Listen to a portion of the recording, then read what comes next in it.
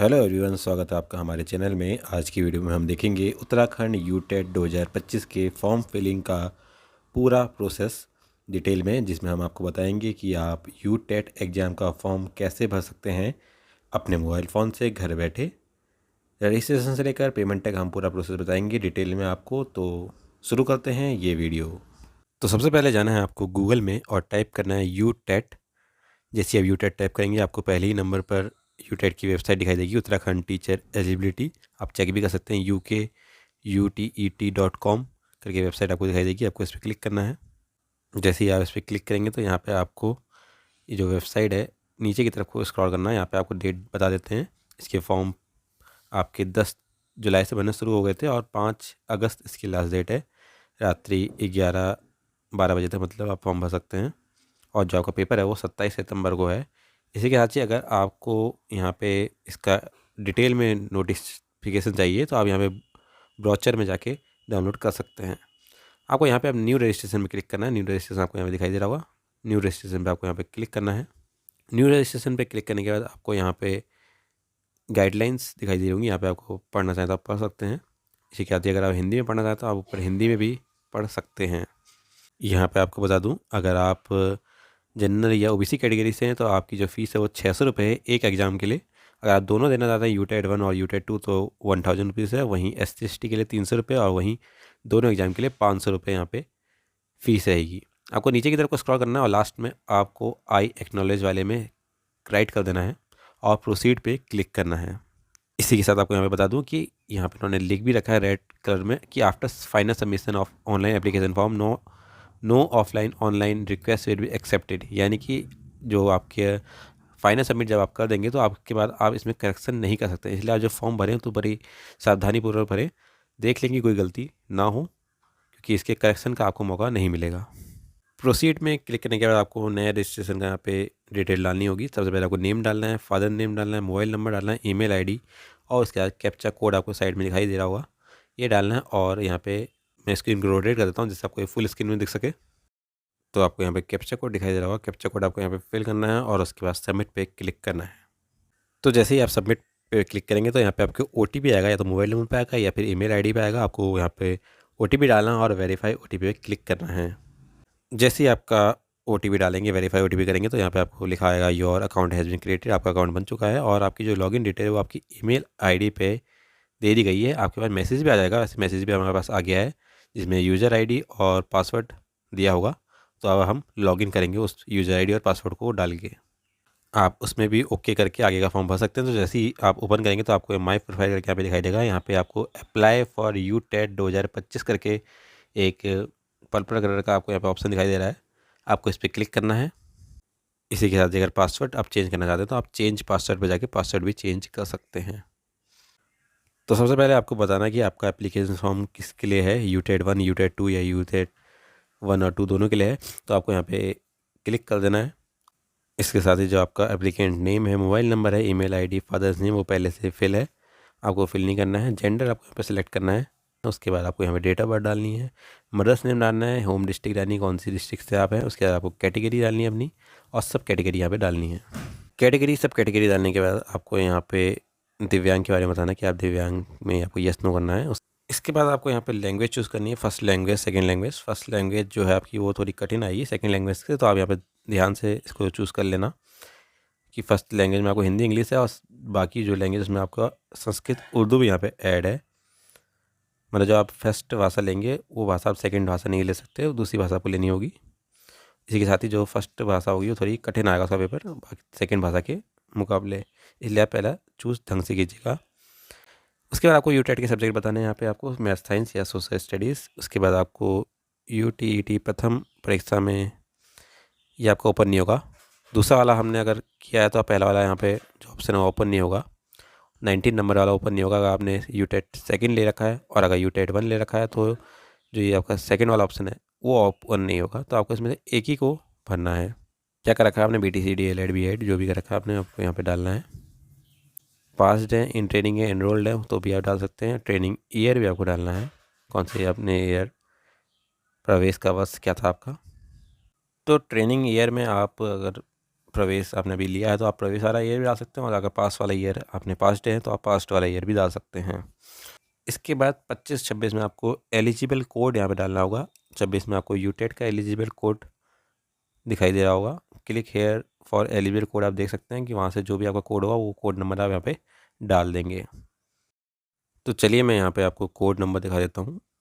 यहाँ पे आपको कोड नंबर ये दिखाई दे रहे होंगे, जो भी आप इसमें एलिजिबल हैं आप वो कोड नंबर यहाँ पे डाल सकते हैं। खास करके बीएड वाले के लिए बता देता हूँ, बीएड वाले अगर 50% अंकों के साथ स्नातक किया है तो वो सेकंड कोड यहाँ पे डालेंगे। अगर आपने बीएड अभी एडमिशन भी लिया है, या फिर आप ट्रेनिंग कर रहे हैं, या फिर आप पास हो चुके हैं, तो तीनों के लिए ये है सेकंड कोड डालेंगे। वहीं बीटीसी डीएलएड वाले 1 नंबर यहाँ पे कोड डालेंगे। वहीं अगर 4 वर्षेस का आपने बीएलएड किया है तो आप 4 नंबर, वहीं बीए बीएड बीएससी बीएड वाले जो हैं वो 5वां नंबर यहाँ पे कोड डालेंगे। वहीं अगर आपने बीएड विशेष शिक्षा से लिया है, स्पेशल एजुकेशन से बीएड किया है, तो आप 6 नंबर डालेंगे यहाँ पे। कंफ्यूज मत होइएगा, ये जो 6 नंबर है और दूसरा नंबर है ये बीएड दोनों आपको दिखाई दे रहे होंगे, लेकिन ये स्पेशल एजुकेशन वाला है 6 नंबर। वहीं जो दूसरा नंबर है वो खाली सिंपल बीएड वाला है। तो ये था आपके कोड, इसमें से जो भी आपका कोड है अप्लाई होता है आप वो कोड डाल सकते हैं। कोड डालने के बाद आपको यहाँ पे एग्ज़ाम सिटी डालनी है। एग्ज़ाम सिटी आपकी बहुत सारी हैं, हरिद्वार है, रुड़की, देहरादून, ऋषिकेश, उत्तरकाशी, बालाकोट, न्यू टेहरी, एन नगर, पौड़ी, श्रीनगर, कोटद्वार, कुपेश्वर, कर्णप्रयाग, रुद्रप्रयाग, अगस्त्यमुनि, पिथौरागढ़, बेरीनाग, डीडीहार, चंपावत, टनकपुर, अल्मोड़ा, रानीखेत, बागेश्वर, गरुड़, नैनीताल, हल्द्वानी, रामनगर, रुद्रपुर, काशीपुर, कोई भी आप सिटी यहाँ पे 2 सिटी आपको यहाँ पे डालनी है।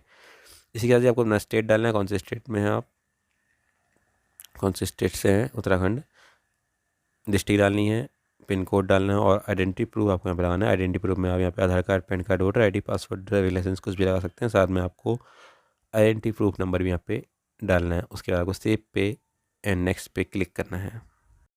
इसके साथ ही मेलिंग एड्रेस में आपको अपना घर का एड्रेस डालना है, डाक पता आपको यहाँ पे डालना है।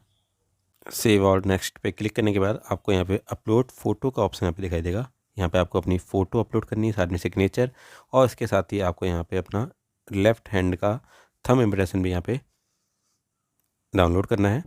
अगर हम फ़ोटो की बात करें तो फ़ोटो आपकी 5 से 100 KB की होनी चाहिए। वहीं अगर हम इसकी साइज़ की बात करें तो वेट आपकी 140 और हाइट आपकी 170। वहीं सिग्नेचर की बात करें तो वेट 180 और हाइट 70। वहीं जो ये फ़ोटो है वो JPG या JPEG फॉर्मेट में होनी चाहिए, और 2 से 50 KB का आपको सिग्नेचर का जो है साइज़ होना चाहिए। इसी के साथ ही अगर हम लेफ़्ट हैंड थंब इम्प्रेशन की बात करें तो ये भी आपका 10 से 150 KB होना चाहिए JPG और JPEG फॉर्मेट में, और इसका वेट 250 और हाइट 150 होनी चाहिए। आपको यहाँ पे चूज़ फाइल करके ऑप्शन में आप फाइल चूज़ कर सकते हैं, फ़ोटो चूज़ कर सकते हैं।